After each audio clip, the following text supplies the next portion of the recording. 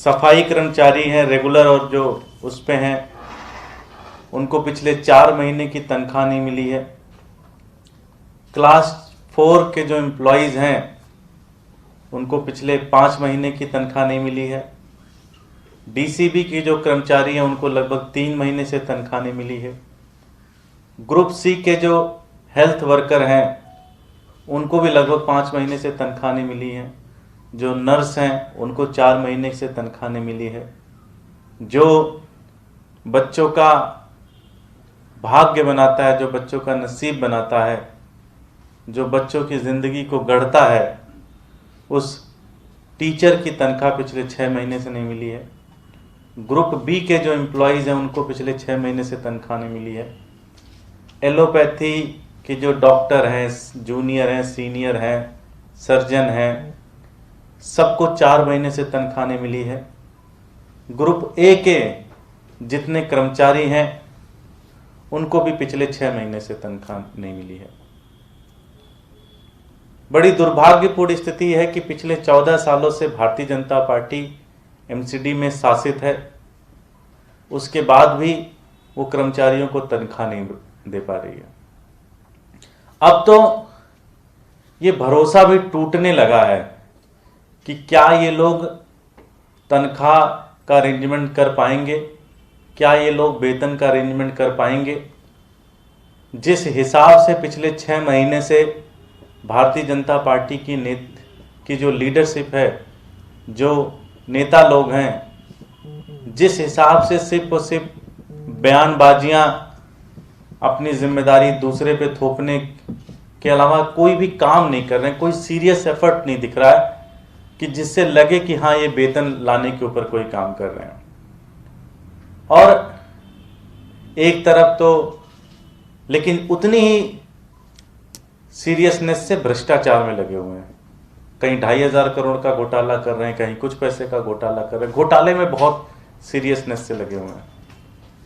अब तो कई सारे कर्मचारी भी आते हैं, मिलते हैं, उनका दुख देखकर आंखों में आंसू भी आ जाता है और उनको भी ये लगता है कि अब भारतीय जनता पार्टी उनको तनख्वाह दे पाएगी, ऐसा भरोसा उनको नहीं है।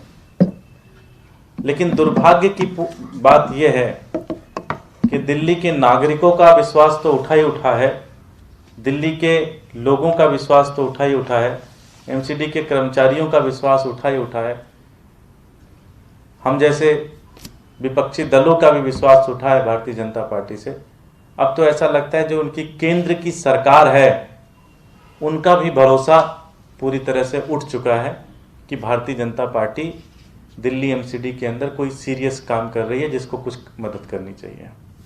साथियों, 19/10/2020 को जयप्रकाश जी जो कि मेयर है नॉर्थ के, वो वित्त मंत्री, राज्य वित्त मंत्री श्री अनुराग ठाकुर जी से मिले थे। उन्होंने काफी लंबी मुलाकात की और मुलाकात में उन्होंने कुछ सहयोग मांगा सेंट्रल गवर्नमेंट से। आज लगभग 2.5 महीने हो गए। 2.5 महीने होने के बाद भी आज तक एक भी रुपए सेंट्रल गवर्नमेंट ने भारतीय जनता पार्टी की एमसीडी को नहीं दिया। मुझे बताया गया था कि 2,000 करोड़ रुपए की मांग एमसीडी ने, भारतीय जनता पार्टी की एमसीडी ने अपने केंद्र सरकार, अपनी मोदी जी की सरकार से मांगा था, लेकिन उन्होंने पिछले 2.5 महीने से इसके ऊपर कोई कार्रवाई नहीं की। मुझे कुछ मीडिया के साथियों ने बताया, कुछ सोर्सेस ने बताया कि अब तो भारतीय जनता पार्टी की जो सेंट्रल की लीडरशिप है उनको भी लगता है कि अगर ये 2,000 करोड़ रुपए एमसीडी वालों को दे दिया, इन दिल्ली के जो नेता हैं भारतीय जनता पार्टी को उनको दे दिया, तो ये 2,000 करोड़ रुपए भी खा जाएंगे और कोई वेतन नहीं देंगे। और इसलिए उन्होंने कोई भी तनख्वाह देने से, कोई भी पैसा देने से मना कर दिया।